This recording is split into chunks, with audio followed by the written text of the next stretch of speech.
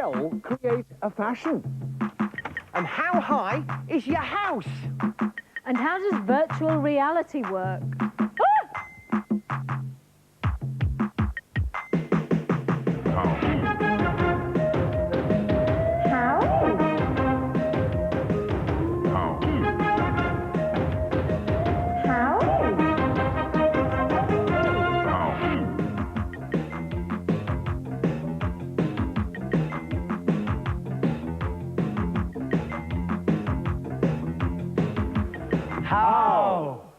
How can you make your mark, Carol?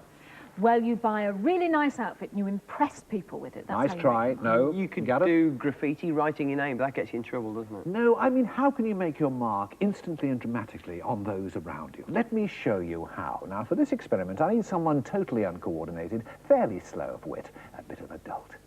Toppy. Ah, the very Somehow man. I knew, I want to test your coordination. Okay. There's a piece of paper with a cross on it. There is a 10p piece. Yeah. Take the 10p piece between the thumb and forefinger of the left hand, shut your eyes, roll it down your forehead, down your nose, across your mouth, down your chin. What, like try that? and get it, yes, try and get it on the cross. If you On the can. cross? On the cross. Have a good go. There. Quite good, that was more coordinated than I possibly thought. I've just made a little mark there so you can see clearly where it was. Have another go. Okay, shut your eyes, down your forehead, down your nose. There's a good boy. That's it, working ever so well. Down your chin, have another try. Oh, I opened my eyes, didn't I? Oh, never mind. Doesn't really matter, Toppy. We can excuse little things like that. And I'll just make another little mark there so we know exactly where it is and have one more go. And I'm aiming for the centre. You're aiming for the centre of that cross. This is working jolly well. Lovely. Have another go. There's a good boy. There, that's got to be in the Not centre. too bad, but there we are. I think I've made the point. That's how you make your mark. I've really made my mark on you, haven't I? I don't think you quite understand yet. Let me show you. There we are. Have a look in that mirror. Oh, dear, dear, All you dear, do dear. is, when they put the coin on the piece of paper, rub it round pretty strong with a pencil. It goes straight on the fool's face. That's how you make your mark. Carol. Very good. Now, how does virtual reality work? Sort of computer game. Yeah, you're talking about the 3D computer game where you wear a helmet and it generates a completely... But how does it work? I don't know how. Well, you're quite right. It is a three-dimensional computer game, as opposed to 2 dimensions, which you see on a normal flat television screen. But how does it work? Well, let's do this experiment. Take a piece of paper, roll it into a cylinder, put that cylinder up to one eye, and then put your hand against the piece of paper, but keep both eyes open. Now, what do you see? You can see a hole straight through the middle Yeah, hand.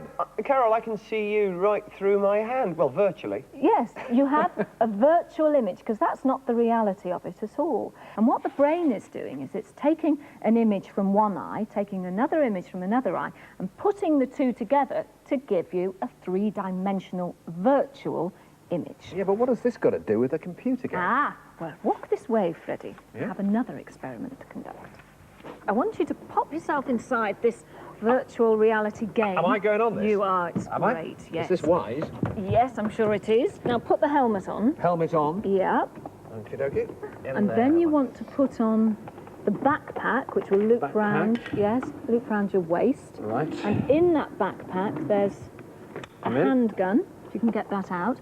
Now, there are sensors inside the helmet and the handgun, so the computer knows exactly where Fred is looking and reaching at any time. Now, the computer holds within its database all the information about the virtual world. It knows what's there, what Fred is fighting with, where he's looking, where he's reaching. And by putting all that information together, it can feed virtual images to Fred. Now, this is what Fred is seeing. We're only seeing it in 2 dimensions because it's on a flat television screen. Now, the computer feeds through to the left eye screen a certain image, and then it's feeding through a slightly offset image to the right eye screen. And the brain takes those 2 images and combines them, just like it did with the hand and the piece of rolled up paper, to give a virtual 3-dimensional image. So what's it like, Fred? Well, it's quite extraordinary. I'm actually there. It's not playing. I'm actually in there. And I'm going to smash this door open. Can you hear me hitting it?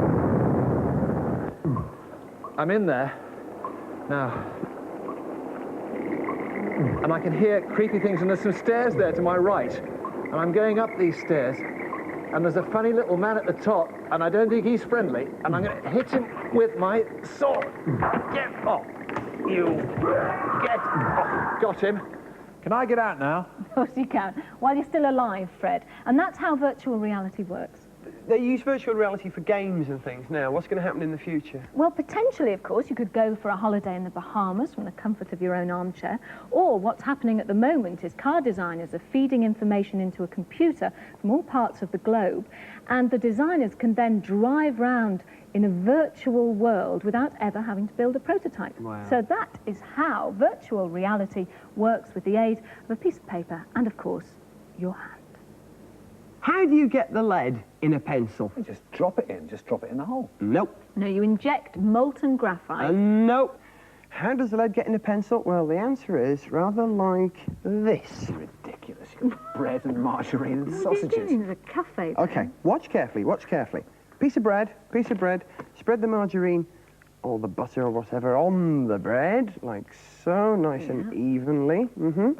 Take the frankfurter or veggie sausage or whatever, place it in, put on the top bit of the bread like that, and what have I made? Ah, hot dog. What's it got to do with a pencil? Well, believe it or not, the way that pencils are made is exactly the same as the way a hot dog is made. A pencil starts off life like this, as a piece of flat wood, like so, and what happens then is grooves are then cut into the wood there, like that, right? And then the lead is dropped into those grooves, and of course pencil lead these days isn't lead, it's either graphite or clay or wax or a mixture in the case of coloured pencils. And then the adhesive is spread on, the glue, and then another piece of groove wood is slapped on the top there. That's put under massive pressure, and you get something that looks like that. Already you can see it's starting to look like a pencil.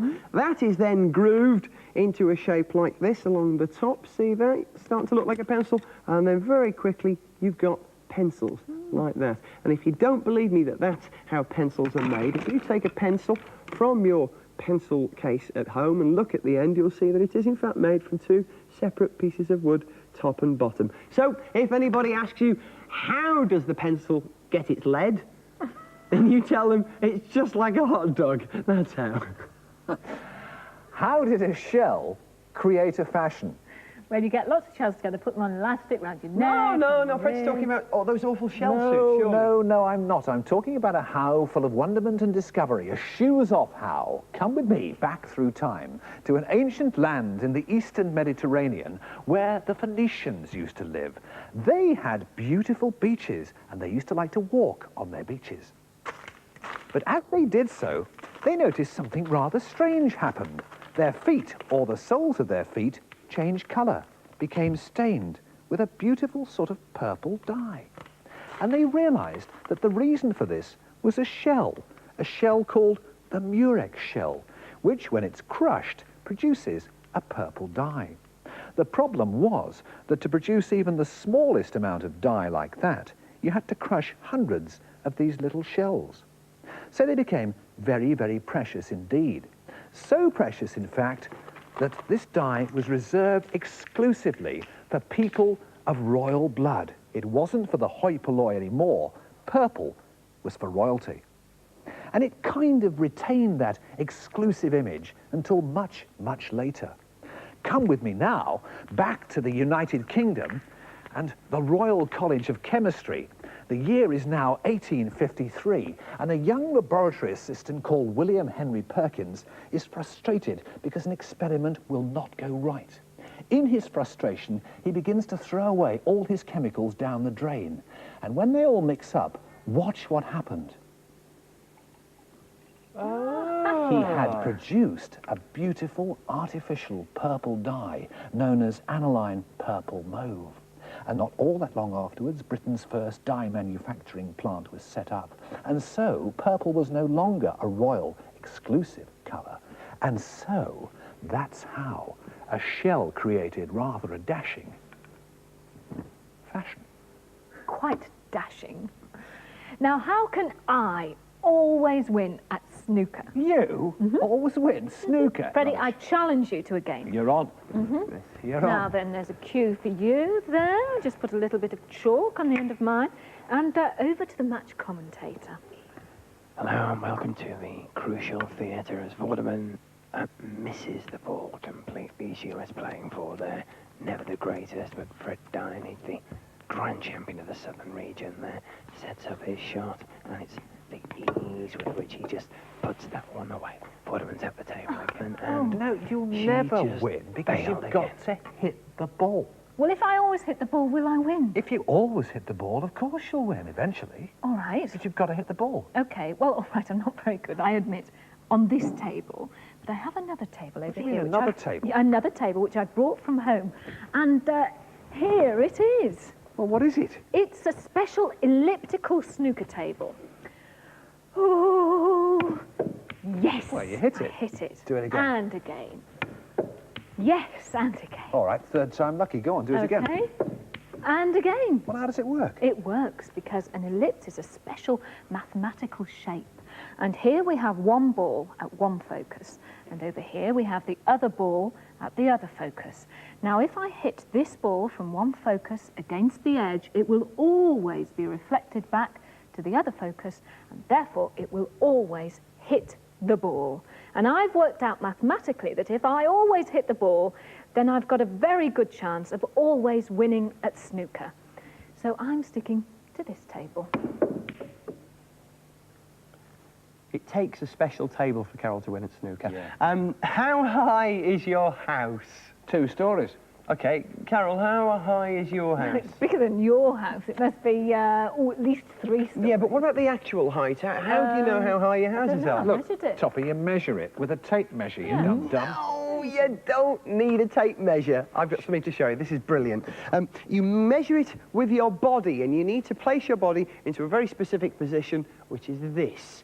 Now, Carol, I'm going to need you to help me demonstrate this how, okay? Can you stand you about will. there? Yep. Okay, now I need to walk away from you counting my steps. Here we go. That's 1, 2, 3, 4. Look, 4 there. Right. Now, What are you doing? I'm trying to see the top of your head through my legs. Yes. Where can you see now, then? I can see just below your chin. So Just that's 4 here. steps. 5 steps. That's your eyes. 6 steps. That's the top of your head. Clear now. Good. Right. Right. Now, Carol, how tall are you? I'm 5'6", which is about 1.70 m. Okay. Now, I know that if I bend over and make that angle, that 5'6", 1.70 m, is 6 paces away from me.